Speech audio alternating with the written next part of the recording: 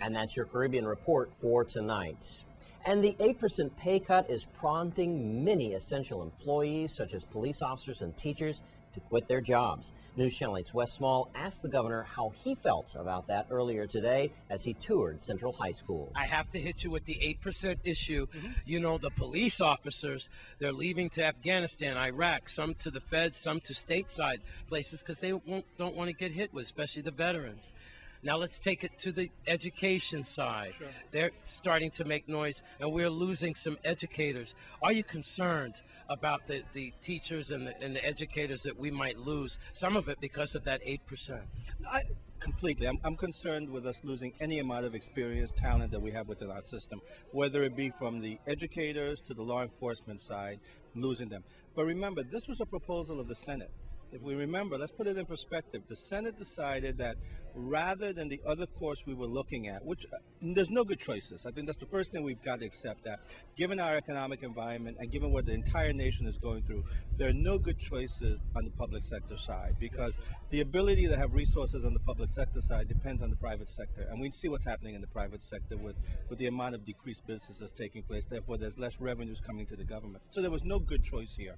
But the Senate decided, and I agreed with it only because I didn't want the Senate and the executive to be fighting, that they proposed that we do the 8% cutback and the early retirement incentives. And I agreed with it because everyone at that time, even the union leadership, was saying, let's have a shared sacrifice in what we're doing. Okay. So there was unanimity in terms of it. The legislature wanted to do it, the union leadership wanted to go that route, and I said, fine, let's try it. So now we're losing experienced personnel. It's a tremendous opportunity for those that are in the system, but I am concerned that we're losing the teachers, we're losing the principals, we're losing police officers, and I'm hoping that there's some way that we get to a point that we can reconfigure the system enough to be able to make up for that loss. But there was a policy decision that was made. The union is fighting us in court with respect to the 8%, but I think what we've got to accept is that if we reverse the 8%, the resources aren't there to be able to do what we've done in previous years. At Central High School, first of the school year, get ready for it. I'm Wes Small for News Channel 8. And we want to thank the governor for his words tonight. And as always on Wednesday, time to catch up with Judy Fricks. She's got your Crime Stoppers report. This is Judy Fricks with your weekly Crime Stoppers report. Crime Stoppers is asking for your help to solve the following crimes. If you know something, say something, as law enforcement cannot control crime without your help. On St. John, we're bringing you a crime that we've brought you before, but police still need your help in solving it. It occurred on Monday, August 8th, around 2:15 in the morning. Police were dispatched to a burglary in progress at Isla Vista Villa in Estate Pastori. It was being occupied by a couple. The husband had been downstairs investigating some noise when he encountered an intruder who had entered through the northwestern door. Now, while he struggled with the intruder, the wife called 911. The intruder then hit him over the head with a black handgun, and then he fled the premises. Now, this intruder was not very big. He's being described as a black male that is about 5 feet 5 inches tall and about 130 pounds. He was wearing all dark clothing and also had a dark bandana or a do-rag on his head. On St. Thomas, we're also bringing you a crime that we brought you before that, again, police need your help in solving. This one occurred on July 4th, around 4:30 in the morning in the area of Value Foods in Estate Thomas. Calvin Dow was discovered with gunshots all around his body. Police believe that there were several people in the area at the time. They may have pertinent information about this murder. If you do, please call Crime Stoppers. Let the police know so that you can help bring closure to this family. Please help continue to make our community a safer place to live and work and raise a family by submitting information on these or any other crimes to our website, which is right there on your screen, or you can call 1-800-222-TIPS, which is 8477. Your tips are completely anonymous, and our stateside operators speak several languages. If your information leads to an arrest, recovery of stolen property, illegal drugs, or weapons, you will receive a cash reward of up to $2,500. Remember, the minimum reward for the arrest of a murder suspect is $1,500. For a burglary suspect, it's $714 plus 10% of the value of any property recovered, again, of up to $2,500.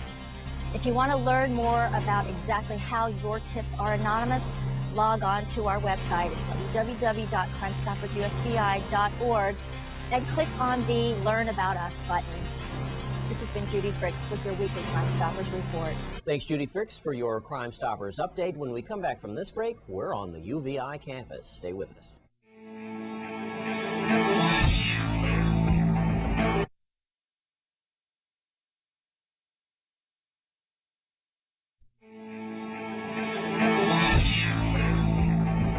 Earlier today, there was a health fair at the University of the Virgin Islands campus on St. Croix. News Channel 8's Wes Small has the story. Thanks a lot, Jerome. Well, it's not the first day of school at UVI. They've been up for some time. I'm here with Human Services Commissioner Chris Bench, and this is a technology fair that y'all are part of. UVI, of course, this is where we are, the campus of St. Croix. So second annual Power Up, I understand, and we have health screening and stuff like wheelchair aerobics. We're looking at some footage for that right now. We have the Seeing Eye Dog here that's going to give out tips, and these lovely people all around. Human Services always stepping up for our senior citizens as usual.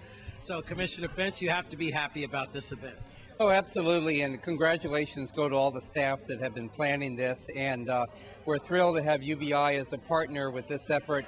As we know, UVI has really been a leader in bringing assistive technology to persons with disabilities, and we're branching out a little bit and showing senior citizens some of the same assistive technology devices can help make their lives a little bit easier, help them remain independent, with an ultimate goal of really being able to give people access to the type of tools and equipment that enables them to live as independent and as complete and fulfilling a life as possible. Now we have some more power hitters behind the scene. I'm here to my right with Miss Merlene Van Beaverhout, Administrator of Senior Citizen Affairs, and also Dr. Charles Beatty, the Associate Director of VIUSED, and he's going to explain what that's about. I'll start with you, Miss Van Beaverhout. This is excellent. You're very proud of your nutrition stand back there. Yes, we are very with the proud. multi-grain Cheerios and the Fruit Loops. I'm a Captain Crunch man myself. But what does this mean for your nutrition part of this? Well, the nutrition is we want people to live not just longer, but we want them to live healthy. And part of living healthy is also to have good nutrition. So we are promoting nutrition along with many other services that we need to help people stay in the community. All right. Well, yes. Thank you very much for that.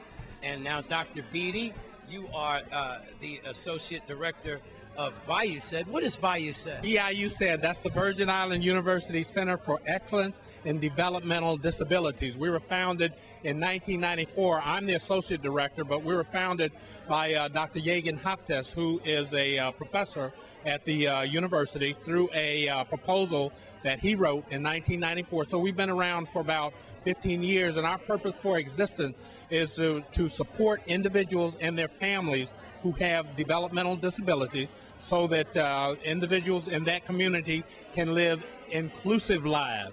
The United States Constitution promises that every citizen of the United States has the right to life, liberty, and the pursuit of happiness. We want to make sure that includes individuals with developmental disabilities. That's our purpose. That's what we do.